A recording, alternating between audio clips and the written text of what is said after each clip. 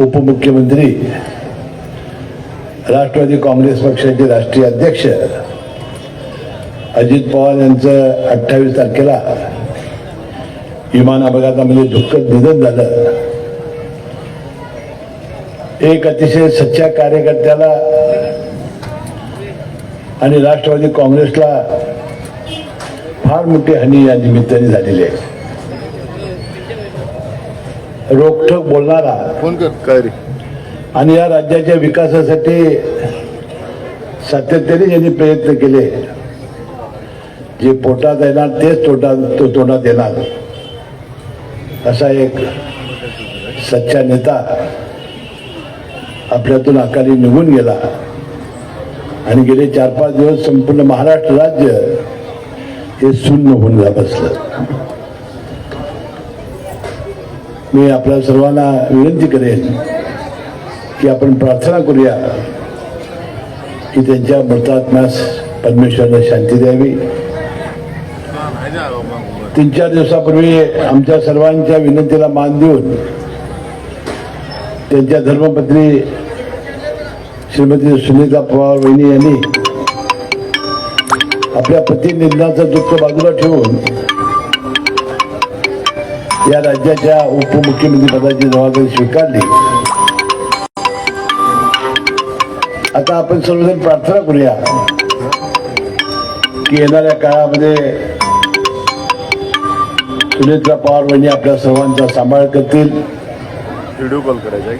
अजितदादा पवारांचं अधुरं राहिलेलं स्वप्न पुढे नेण्यासाठी त्यांना परमेश्वरानं शक्ती द्यावी आणि त्यांच्या कुटुंबावर जो दुःखाचा डोंगर कोसळलेला आहे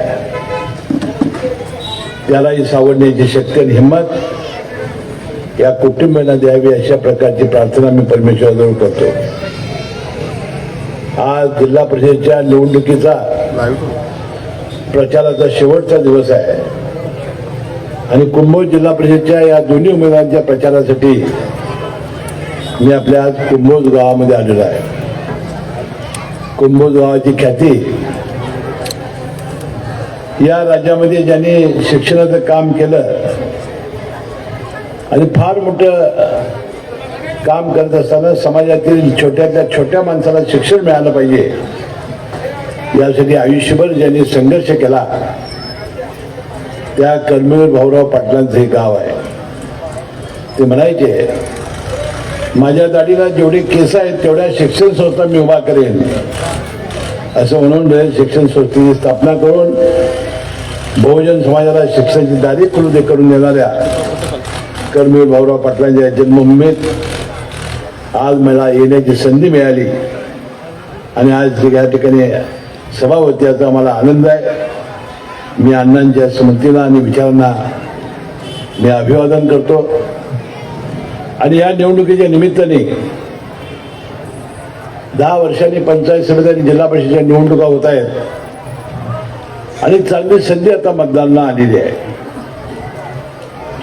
शेवटी कैलासवासी यशवंतराव चव्हाण साहेबांनी स्थानिक स्वराज्याची कल्पना मांडत असताना त्यांनी विचार केलेले व्यक्त हे फार महत्वाचे आहे. कारण सत्तेचं विकेंद्रीकरण झाल्याशिवाय आणि सत्ता ही राज्यातल्या छोट्या माणसाकडे गेल्याशिवाय गावागावांचा विकास होणार नाही ही भावना त्यांची होती.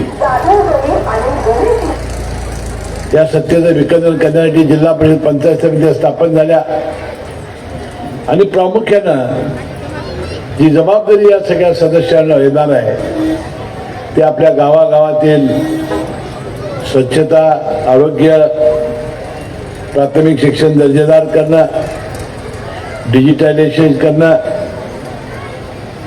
गावाला पिण्याचं पाणी स्वच्छ आणि भरपूर मिळण्याची व्यवस्था करणं, गावातील रस्ते, दळणवळणाची साधनं चांगली करणं, ही मूलभूत विकासाची कामं करण्याची जबाबदारी जिल्हा परिषद सदस्यांनी, पंचायत समितीच्या सदस्यांची आहे.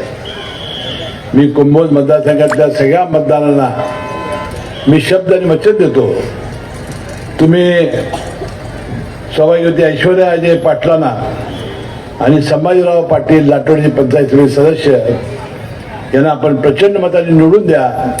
यांना प्रचंड निधी देण्यासाठी मी त्यांच्या मागे हिमालयात उभं राहीन आणि या विभागाच्या विकासासाठी मी प्रयत्न करेन असं आश्वासन मी या कार्यक्रमाच्या निमित्ताने देतो. त्यांनी 2-3 प्रश्न या ठिकाणी मांडले की आपल्या कुंभोज गावामध्ये भरपूर शेती असल्यामुळे लोक हे शेतवाडीमध्ये जाऊन राहत आहेत, तिथली व्यवस्था चांगली नाही, त्यानंतर आपलं पाणी दुसरीकडे नेण्याचा प्रयत्न होतोय, अशा अनेक विचार त्यांनी मांडण्याचा प्रयत्न केला. बंधूंनो, सदस्य म्हणून आपण जबाबदारी त्यांच्याकडे दिली तर निश्चितपणे ही कामं करण्यासाठी हा निधी उपलब्ध करून देण्याची जबाबदारी या राज्याचा मंत्री आणि या जिल्ह्याचा प्रमुख नेता म्हणून घेतो. त्यामुळे चिंता करण्याची आवश्यकता नाही. पण या जिल्ह्याचा पालकमंत्री म्हणून काही दिवस 2.5 वर्ष मला काम करण्याची संधी मिळाली आणि या कुंभोज मतदारसंघाचा तसा अर्थार्थी माझा संबंध नाही, परंतु जिल्ह्याचा पालकमंत्री म्हणून कुंभोज येथे धनगर समाजाच्या बिरजा मंदिराला बहर प्राप्त करून देण्याचा प्रयत्न मी केला. प्राथमिक आरोग्य केंद्रात 40 लाख रुपयाचा निधी, बौद्ध समाज सभागृहाचे 20 लाख, संभाजी माळी घर ते अजित मोरे कॉन्क्रिटीकरण 10 लाख, माधुरी खोरे घर ते संदीप तोरसकर घर डांबरीकरण 7 लाख, सुनील डोणे घर ते गणेश भोसले घर कॉन्क्रिटीकरण 5 लाख, नूर हुसेन सभागृह 5 लाख, संजय गांधी निराधार योजनेच्या तर्फे लाभार्थ्यांना पेन्शन आणि आपल्या या विभागातील रुग्णांना वैद्यकीय सहकार्य आणि दुर्गेवाडी स्मशानभूमीचे संरक्षण निधी 10 लाख असा निधी देण्याचा प्रयत्न माझ्या माध्यमातून झालेला आहे. म्हणजे आपल्या विभागाचं खऱ्या अर्थानं आमचा सदस्य नसताना ही प्रचंड कामं करण्यामध्ये आपण प्रयत्न केलेले आहेत. यावरून आपल्या लक्षात येईल की भातावरनं शेताची परीक्षा करायची असते. जर आपला सदस्य नसताना आपण जर एवढी कामं केली असतील, सदस्य जर तुम्ही निवडून दिले तर किती कोट्यवधीची कामं आम्ही करू शकतो याचा एक अंदाज आपल्याला या निमित्ताने देण्याचा प्रयत्न मी केला. बंधूभगिनींनो, जिल्हा परिषद पंचायत समितीच्या सदस्यांच्याकडून राष्ट्रवादी काँग्रेस पक्षाच्या काही अपेक्षा आहेत. कारण विकास हा निरंतर प्रक्रिया आहे. रस्ता केला की 5 वर्षांनी रस्ता पुन्हा नव्यानं करावा लागला. पाण्याची योजना केली, गावाचा विस्तार वाढला तर नव्यानं योजनेचा विस्तार वाढ करावी लागणार, पाण्याच्या टाक्या बांधाव्या लागणार, नळ बांधावे लागणार. त्यामुळे ही एक निरंतर प्रक्रिया आहे. पण जो जिल्हा परिषद आणि पंचायत समितीच्या सदस्यांनी मी कागल विधानसभेच्या मतदारसंघामधून सलग 6 वेळा विधानसभेचा आमदार म्हणून निवडला गेला मी कार्यकर्ता आहे. जवळजवळ 22 वर्ष या राज्याच्या मंत्रिमंडळामध्ये मी काम करतो. माझ्यासारख्या सामान्य माणसाला 30 वर्ष लोक निवडून देत आहेत.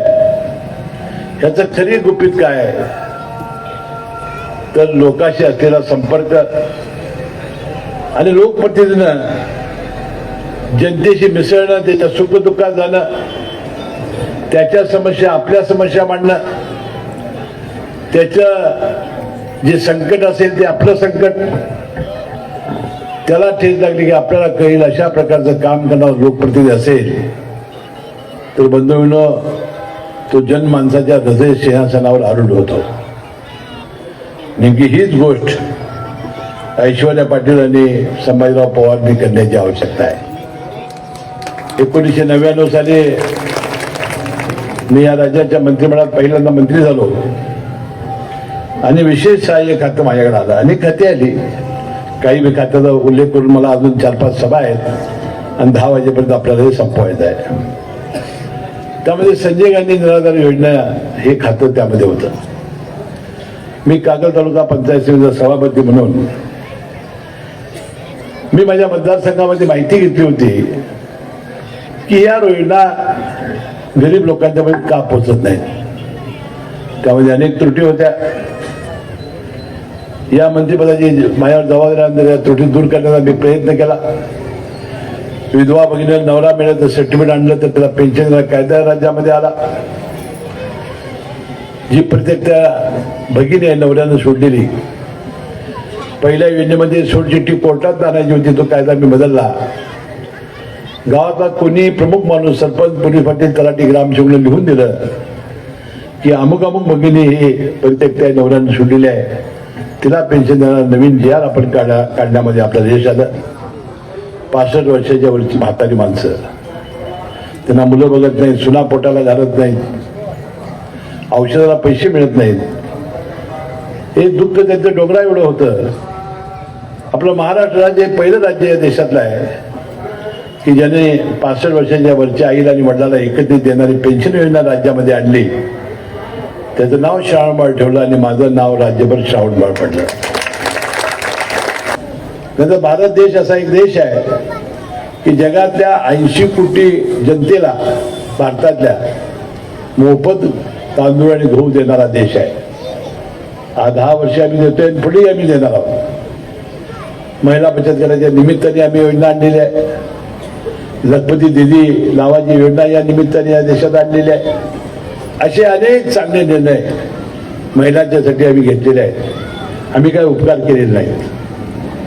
परंतु माझी इच्छा अशी आहे की या योजनेचा फायदा घेऊन आपल्या मुला मुलींना शिकवा, संसार चांगला करा, छोट्या छोट्या पैशाला नवऱ्या पुढे हात पसरायला लागू नये यासाठी आत्मनिर्भर व्हावं, तुम्ही सक्षमीकरण करावं, यासाठी आमची योजना आहे.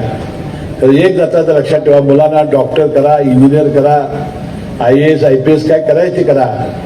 तर मुलगा वेळेवर रात्री येतो का घरात बघा, चांगल्या संगतीत आहे का वाईट संगतीत चौकशी करा, मुलगी लवकर येते का बघा, त्याच्या मोबाईलकडे लक्ष द्यावा आणि आपल्या सगळ्यांचा संसार सुखी करा. एवढी अपेक्षा या योजना मागे आमच्यासारख्या लोकप्रतिनिधींची आहे. शेतकऱ्यांना 7.5 पर्यंत आम्ही वीज बिल माफ केलेलं आहे. 12,000 किसान सन्मान योजना आम्ही महिन्याला त्यांना खात्यावर आम्ही देतोय. अशा शेतकऱ्यांसाठी अनेक योजना आहेत. बेरोजगारासाठी अनेक योजना या सरकारने काढलेल्या आहेत. आज सगळ्याच योजना समोर मी आपला वेळ घेणार नाही, पण तुम्ही इतकंच सांगेन की येणाऱ्या या निवडणुकीमध्ये जर आपण संधी दिली, आपण ऐश्वर्या पाटलांना जिल्हा परिषदेच्या उमेदवार म्हणून निवडून द्या, संभाजीराव पवारांना पंचायत समिती सदस्य म्हणून द्या, तुम्हाला मी निश्चितपणे शब्द देतो, ह्या मतदारसंघाचा स्वर्ग करण्यासाठी आम्ही सहकार्य त्यांना करू, त्यांच्या मागे उभं राहू, त्याला विश्वास मी देतो. आता मला कमनूर, अब्दुल्ला, हलास आणि औरवाड या 4 ठिकाणी 10 वाजता सभा संपवायची आहे. आणि म्हणून मी गडबड करत होतो. आमच्या अशी फरासांना की 4 वाजता चालू करूया, तरी सुद्धा आपण मोठ्या संख्येनं आलो आणि माता भगिनी मोठ्या संख्येनं आल्या.